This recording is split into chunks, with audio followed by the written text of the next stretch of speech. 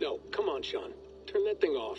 Oh, hold on. I like what you said there. I want to get this for posterity. Say it again, nice and loud. Seriously? Sure, come on. If nothing else, it'll give me leverage with your old man. Ah, that's your angle. Nice. What I said was, I wish I hadn't been born into the Assassins. I wish I had chosen this life. Is that good enough? Sure, but why is that? Because choice is the central idea of our creed.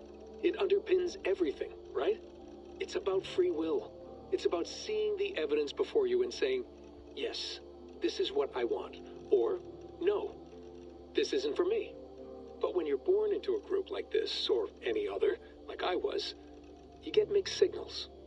You get told over and over again, this is what we believe. These are the rules. This is reality. No deviation. And if you question it, oh, they look at you like you killed a puppy. That's hardly free will. It's a weird irony when free will is your central belief, but nobody wants you to believe otherwise. I don't know how to say it exactly, but I always thought there was something self-destructive about our creed. If free will is the most important moral guidepost we have, we should be free to ignore it. To choose submission, for example. You know what I mean? Like, we should be free to side with the Templars. If it's really my choice, I could do that. Right. It's almost self-refuting. A democracy could democratically elect a dictator or choose to get rid of democracy altogether. Within our creed is the seed of its own destruction. That's what makes it powerful, I think. And fragile. Right. The more freedom you have, the more risky it is, you know? Anyway, my dad has mellowed over the years, but he was strict when we lived on the farm. He ran a tight ship. I never got the impression that I was free to choose my path forward. Our creed, our tenets, they were drilled into my head. By the time I was a teenager, I was following these rules out of a sense of duty. This was just what we did. That happens to a lot of organizations over time. Stagnation sets in, you know? A fundamentalism. Yeah. Following the rules becomes more important than achieving whatever goal you set out for yourself. And people start to lose sight of the reason the rules exist. That's called deontology, or a form of it. Following a rule for its own sake, and not for the consequences it has. Yeah, but that feels backwards, doesn't it? Well, I think so. Following a rule is the easy part. Praying, taking a sip of wine, munching on a wafer. Rituals that give comfort. But that's just going through the motions. It makes people feel like they're doing something. When the hard work is, well, actually getting off your ass and doing something productive. I think people just want boundaries. Tight boundaries. They want to see the four walls that pen them in. I don't disagree. Anything outside that, anything that makes life more complex, that's scary. That's why I envy you. You chose this life. You went through that process, and you decided, yes.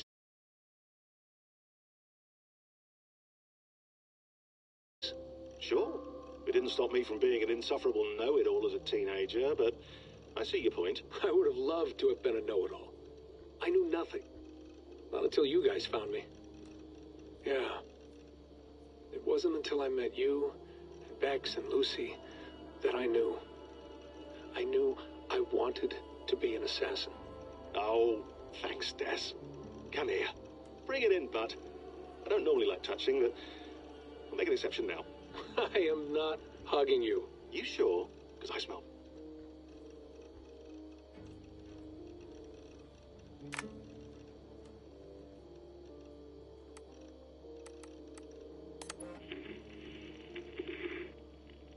Layla, thought you might be interested in this. Conversations that Bex and I had with Desmond back in 2012. December, I think. Just, candid talks, that's all. We didn't square any circles or write any beat poetry. But he did have some interesting insights into his time in the Animus and what it means to be an assassin. Anyway, have a listen. You might find you and he had similar experiences, so, well, let me know what you think. Unless it's to tell me I sound like a total prat in these recordings. If that's the case, just say nothing. I mean, mean, I did have a slight cold at the time I recorded these. That's probably why I sound odd. Anyway, okay, I'm done anyway, so turn off. Turn off. Oh, it's actually just a button. Sorry, here we go.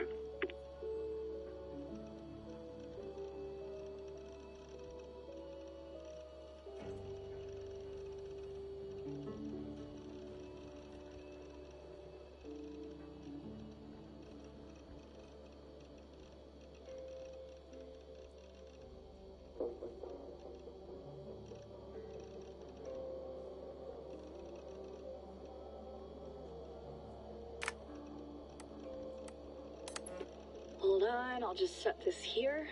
Do you guys record everything we talk about? Not everything, but you've been using the Animus so much, I thought this was a good chance to learn some things about prolonged exposure. So I'm your guinea pig. No, my guinea pigs are all dead. The Animus was too much for them to handle. Cute. Can I ask you about the bleeding effect? Any recent flashes? Any memories resurfacing? Yeah, the usual things. Ghost images of Altair and Ezio a few times a day. Nothing intrusive, just brief moments. They pass quickly, almost without me noticing. Like a figure in the corner of my eye, or remembering a dream from the night before. I did have one extended hallucination a few days ago. It was Ezio. He was older, around the time he left Cappadocia. He was standing on the deck of a ship, alone. And through him, I could feel an intense regret or guilt. And it felt to me like he'd had a loss of faith in himself, in the creed, like he couldn't keep it up, couldn't stay true to his ideals. And as I watched him, I thought, is this the moment he decided he was done being an assassin? It felt like it. Anyway, most of my visions have been brief, lasting just a few seconds. They're like complete memories of small moments that appear suddenly out of nowhere, fully formed. It's a strange feeling. Okay, anything else? I'm starting to see Connor now, too. Though I hear his voice more often than I see him. I'm sure that will change. Oh, yeah, and yesterday, just before bed, I had a memory of being on a beach in the Caribbean with a bunch of sailors. Or maybe they were pirates. I don't know. No idea. Huh, we'll look into that. And how do you feel in general? In general? Well, I feel older, for one. Much older. And it's strangely comforting. I'm collecting the memories and skills and thoughts of so many people. I feel like I've lived a few hundred years or more. Is it possible that if I do this for too long, it'll push my own memories aside? That I'll be everyone but myself after a while? It's possible. That's called identity substitution. It's happened before, but it's rare. And someone with your background shouldn't need to worry. My background? You mean someone with my genes? My abilities? You have Isu DNA, and that lets you see things and do things and withstand traumas that other people can't. And I can suffer in ways that others can't. That's not something to be proud of. You mean the apple? Yeah. It has a pull, Bex. It tugs at my brain. It talks to me. Teases me. Drives me mad. And what I did to Lucy... God damn it. Nothing is worth the damage I did. The pain I caused. I know. But you're special. That's the point. I'm not special, Bex. I'm lucky. That's all. I understand. We're assassins. It's our creed that makes us different, not our genes, not our blood. Anyone can join us. That's true. But let's leave that aside for a second. What I want to know is, have you ever had any Isu memories resurface? Isu memories? I don't think so. I can't even begin to imagine what that would feel like. I think you'd know if you did. Maybe one day. We might be able to induce something. Jesus, let's fix the world first, okay? Before we start digging up my ancient ancestors. Deal. With my luck, I'll be related to some third-rate Isu like Sisyphus or something. Way to aim high, buddy. Hey, you gotta.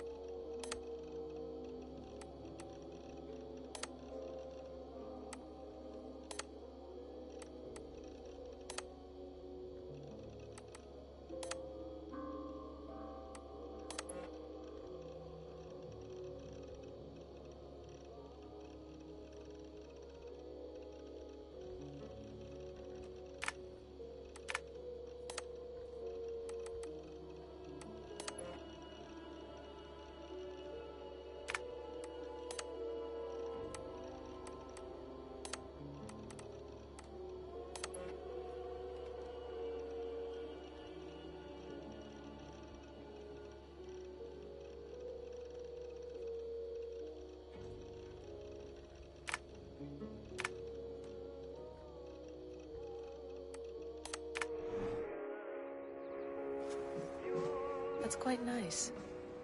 Soothing.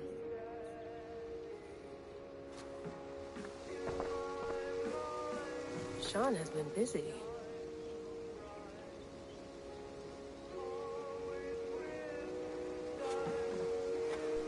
Hello, Layla. Sean, what do you make of the grave out there?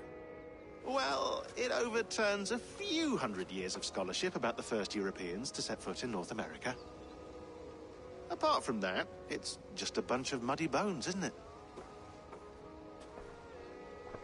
Can we talk about this thing on my neck for a second? Ah, the mood stabilizer. Yes. It's not harmful, is it? I mean, I feel good, but I want to make sure there's no side effects. There shouldn't be.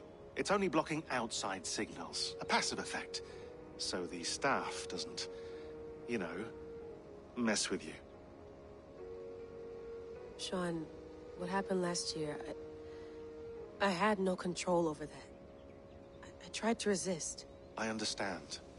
And your old team, maybe they don't. But we've seen that sort of thing before. Still, if you want to work with us and get to the bottom of why the world is about to end for the second time in 8 years, then you wear that thing until we say otherwise. William's orders. I know. It's not a problem. It's just a few more weeks, yeah? Just until we figure this out. You're right. I know you're right.